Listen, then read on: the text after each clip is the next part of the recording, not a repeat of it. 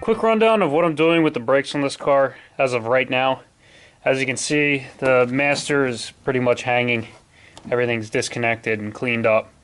I have the out of the prop valve assembly itself, I have the metering bolt and the prop valve bolt are both out, which there's a bolt on the front and one on the back as well. Might be a little tough to see. I pulled out all the extra lines and some of the clamps for them, and as you can see, all I'm really left with is driver, passenger up front, and then the one big line for the rear. But all I'm going to do is bend these closer together. I have a little T-piece. I actually have two of them to choose from. These little T's. I'll tee it together, and then I'll run a line up here into the back part of the prop valve, which is, you think it's a little counterintuitive that the front brakes go into the back of the prop valve, the rear entrance on the bottom, whereas the rear brakes go on the front brake line entrance, which is kind of strange. The other thing I'm screwing with right now is the metering and the prop valve bolts themselves. And as you can see, done a little bit of work. I went to the junkyard and got an extra metering bolt. The metering bolt is the one that goes into the back of the prop valve assembly, but I went and I bought an extra one, and all I really did was sort of cut the end off and created a plug. With the other guy though, I went and ground a small ridge into it. I'll put them down so you can see.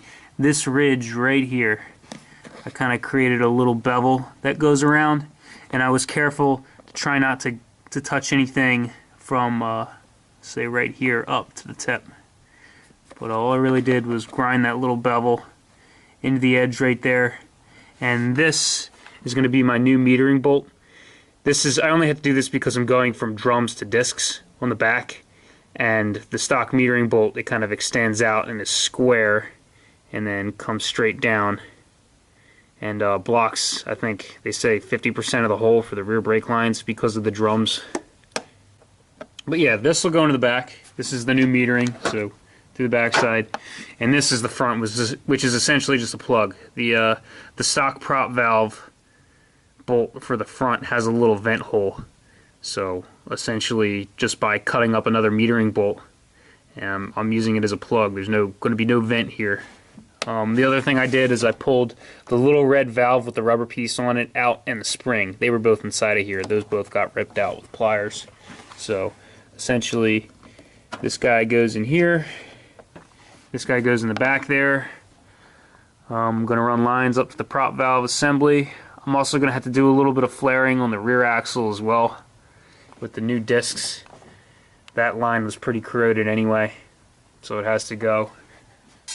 Another thing that I'm working on too, over here, is I have a steering shaft from a Jeep Cherokee. This is from the mid-90s.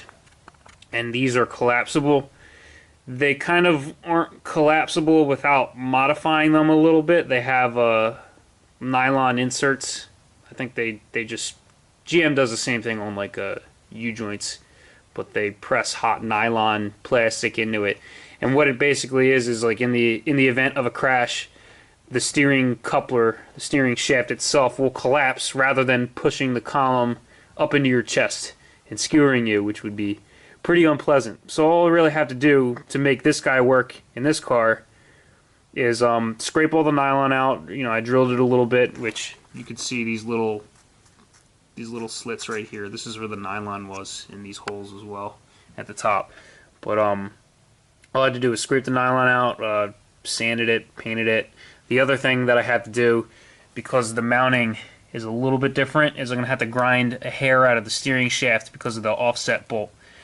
The reason that I'm swapping to the Cherokee shaft, if you don't know already, is because the stock steering shaft has a U-joint on it, or not a U-joint, a rag joint, which is kind of known for getting very, very loose over time and very, very sloppy. This one still technically has a rag joint. It's got this formed rubber piece right here, but it is a hell of a lot tighter. The last thing that I'm kind of screwing with right now is I'm making my own very ghetto spring isolators just out of 3/4 inch fuel line, and it seems to work pretty well. you avoid any metal on metal contact. I think when I took the front suspension of this car apart, there were no spring isolators for the front springs up front, so any squeaking, I think that could be attributed to it. But all I've really done is sort of cut little slots of this, use some WD-40, and pushed all the heater hose on. I still got to do the bottoms, which are going to be a little more difficult. Those I might need to hold on with zip ties. I might have to cut a slot down the whole entire piece and hold it on with zip ties, so I don't know. We'll see.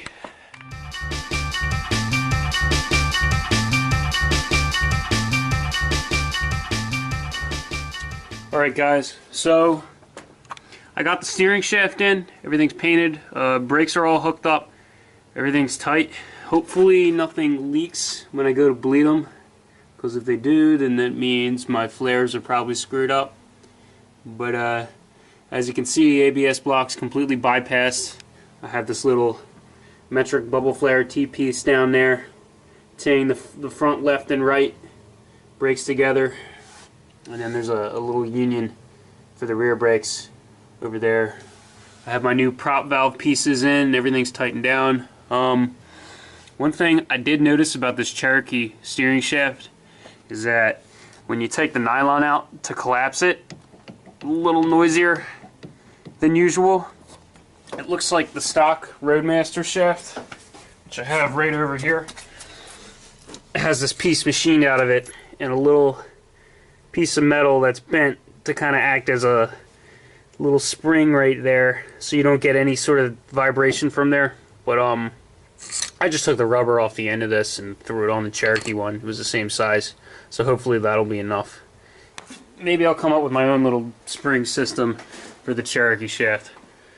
The only way to really know if it's going to make any noise is by running the car, so I'll get to that. Other thing I'm working on over here is I have these Impala SS rear coils. I stripped them down, and right now I'm painting them. I'm using undercoat, the rubberized stuff, so hopefully it holds up. I also finished doing my homemade spring isolators on the Moogs, so I'm getting ready to put those in. But hopefully next weekend I'll actually be able to put the rear in the car and drop it on the ground and figure out what's wrong with it. Take it on the maiden voyage around the neighborhood.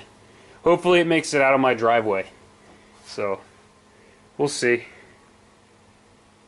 Another comment over here is if you look at how the Cherokee steering shaft bolts, because my car is 6-speed swapped, I need these clutch hydraulics right here. And it looks like the tube for the reservoir is very, very, very close. It's probably going to get grabbed by that bolt on the steering column. So I was thinking for now I was just going to zip tie it. But in the future I might come up with my own mounting system for the reservoir. I don't know. I haven't decided yet. I might move it up like an inch. Or move it a little farther back. I've also been taking inventory of all the parts that I ordered to do the disc brake conversion. I guess ignore these two. It's unrelated. I have some e-brake cables, pads, 2 rotors, and it looks like everything is here aside from the lines that I'm going to have to make. I'm probably going to order new rubber lines for the rear. I don't know. Depends on how pricey they are. But I gotta get those ordered. The other thing I'm going to need too is bolts, which I don't appear to have any. I don't know what I did with them. The ones from the old drum setup. Who knows where they ended up. I have a short list of stuff I also need to order. Like I need a tail bearing for the pinion. I need for the rear arms I was thinking of going with poly. So I was going to order some UMI poly upper control arms. So in the previous video that I made about this diff, I got it to a point where I thought the contact pattern looked good, or at least good enough at the time, and I just let the diff sit. Aside from doing the contact pattern, all I would really have to do is put the new pinion bearings on, because right now they're both test bearings, and crush the crush sleeve, the pinion seal too, which has to go on before I crush the crush sleeve. But that was pretty much it. I mean, aside from that, and putting axle seals and brakes on it. Diff's pretty much good to go. Just needs to be thrown into the car. But after taking a closer look at the contact pattern, this is on a different part of the ring gear than I was using before. So I kind of just wiped everything clean, painted over it with some new contact pattern, and you know, a little more teeth than I would usually do, just to get a full view of what the contact pattern actually looks like across the whole ring gear. And after looking at that, I think I'm actually going to add a little bit of depth to the pinion. Probably about 2-3 thousandths. Even that might be too much. I'm not entirely sure. The only way to really know is to check it and see, run a new contact pattern. But I think right now, as you can see, it looks like it's a little bit on the high side. Like if you look at the very tip of the ring gear, you see the edge of where the tooth makes the contact right here. And then if you look at the root, you can see the edge of where the tooth makes the contact down there. So if you kind of look at the contact pattern, it's a little oval shaped. And the tip of that oval, I would say, is about right here, which is a little close to the tip. That's not what you want. Realistically, you want it to be as diffused as possible and right smack dab in the middle of the, you know, the very edge of the tip contact and the root contact. So right now I think it's good. It's definitely runnable, but being that these are 456 gears, the setup really has to be on point. Higher the gear ratio, the more likely you're going to get noise. So, being that this just needs a very slight adjustment, I'm going to go ahead and do that. I don't think I'm going to have to change the backlash. Right now it's sitting at 7 thousandths, which is pretty much right on the money, right where I want it to be. I like the stick cars to be set up a little bit tighter than auto. But I think if I add about 2-3 thousandths, it's probably only going to decrease about 1 thousandth, maybe. I'm not going to lose a whole lot of backlash, so I'll measure that again just to make sure, but I really hope I don't have to play with the shims again, because that always sucks to do. So I made a quick adjustment to the pinion shim pack. I added 3 thousandths, I think is what I measured it out to be. I had to do a little bit of filing on the shims because the way they were cut was pretty messy. You could feel the burrs. Backlash seems good. I measured it out to about 7, so didn't really move. But as you can see, the contact pattern looks a little more diffused than it did before. I think it's perfectly centered. I don't think I can really adjust it any more than this. If I make it any deeper, I'm afraid the line at the bottom of the contact towards the root is going to get super defined, which you really don't want. If you sort of think of the contact pattern as like an ellipse, an oval shape, the two tips, top and the bottom, from where I'm looking at them, you want those perfectly centered, and it looks like they are. So this is the drive side. It looks good.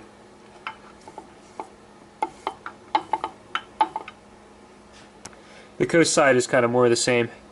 I guess now I got to pull the carrier back out, and I'll press on the new head bearing for the pinion, and put the seal on, and put the tail bearing on, and that'll pretty much be it. Plop the carrier back in, and it'll be good to go from there.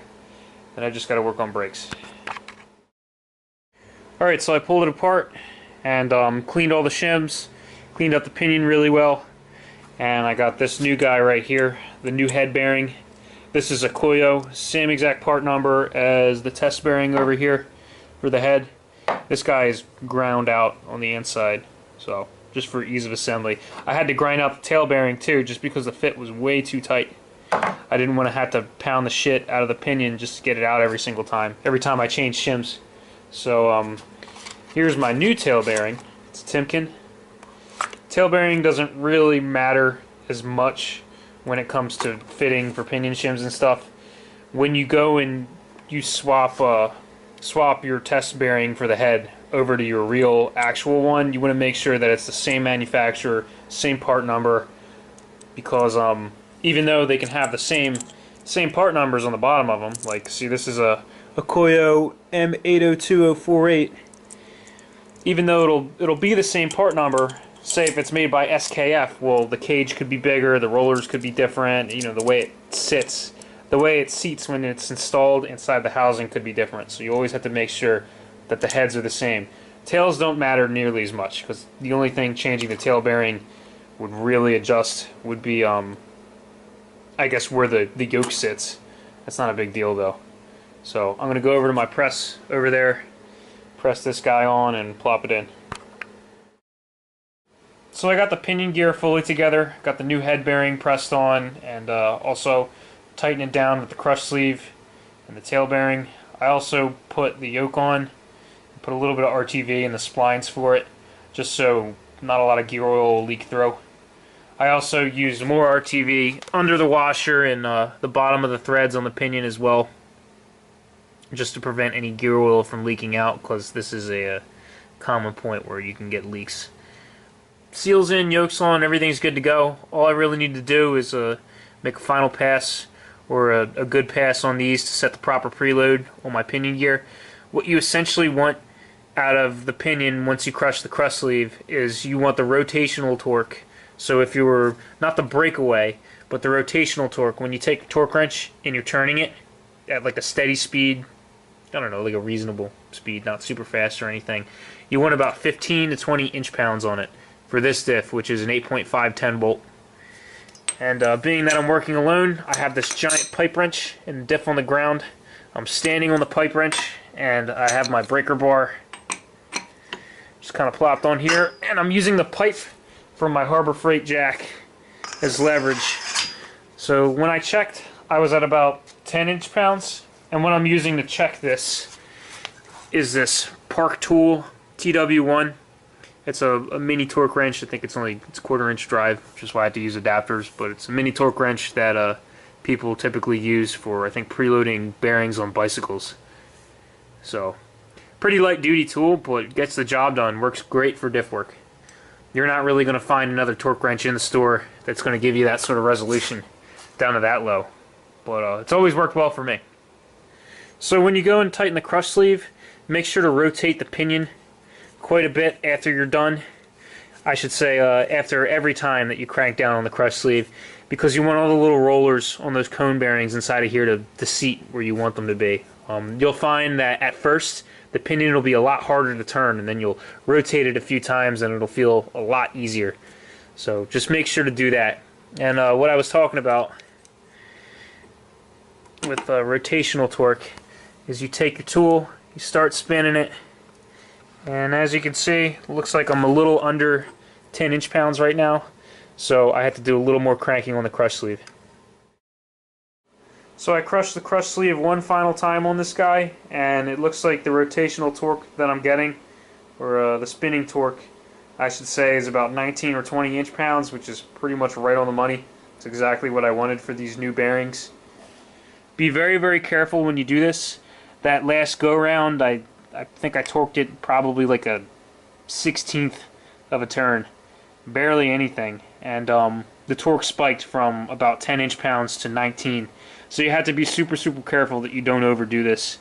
If you put a little too much preload on those bearings and the spinning torque is too high, you can burn them up when you first actually start to use the rear, which would suck because then you're going to have to pull your races out and put new pinion bearings on it and reshim everything. Total pain in the ass. So just be extremely careful and do it in baby steps. Carriers in. Here's just a quick paranoia check of my backlash.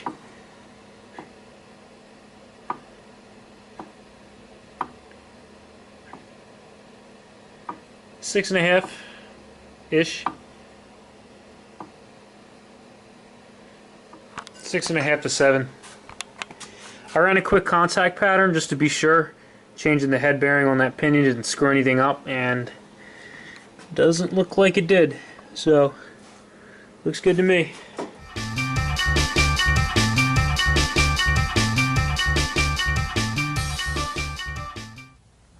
I had a friend come over yesterday and help me put the rear in. All we really did was just kind of slide it under the car and then mock everything up. So as you can see, everything's pretty much hooked up, but nothing's torqued. So drive shaft is in as well. Give you guys the tour. So these are stock Impala SS springs on the back, just with my my homemade heater hose isolators.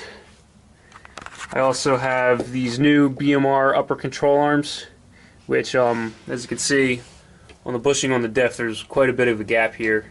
So I'm probably going to have to make a washer or something just to take up the slack. Also, I've got these Dick Miller triangulation braces, which go from the forward mount of the lower trailing arm and the upper control arm. Connects the two. One of them I had to do a little bit of grinding on the bolt hole to actually get it to fit on. As you can see right here, this was a mount for the heat shield that's no longer there anyway, so I kind of just snipped it with tin snips and hammered it flat to the floorboard just so it would fit a little bit nicer. I also have this drive shaft. I think I mentioned in an earlier video. It's a I believe 3.5 inch P71 Crown Vic shaft. It's not the MMC, not the boron carbide composite one, but it's just a regular aluminum one. This is the only one I could find in the yard that wasn't dinged up, but I had it cut down about 1 inch. The other thing that I need to do is adjust the X-pipe a little bit, because I think it's leaning way too close to the passenger side. It looks a little crooked, so I'm going to have to loosen my clamps and redo that seal up there. Aside from tightening everything up back here, because everything's in place, just nothing is fully torqued. So all I really need to do is torque it. Put rotors, calipers on. I also have to flare this one line here and then make a new line for the other side. I guess also finish reassembling the front suspension, which isn't really a whole lot. It's just a matter of putting the shocks and springs in and bolting the tie rod on. That's pretty much it. And then filling the whole thing with fluid and bleeding the brakes, and then hopefully I can drive it. So right now it is nice out. It's about 50 outside, but I'm pretty certain it's going to snow tomorrow. I think they said about 6 inches. So if I don't get this done tonight, I'm going to have to wait a few days to actually drive this thing, which sucks. But what can you do?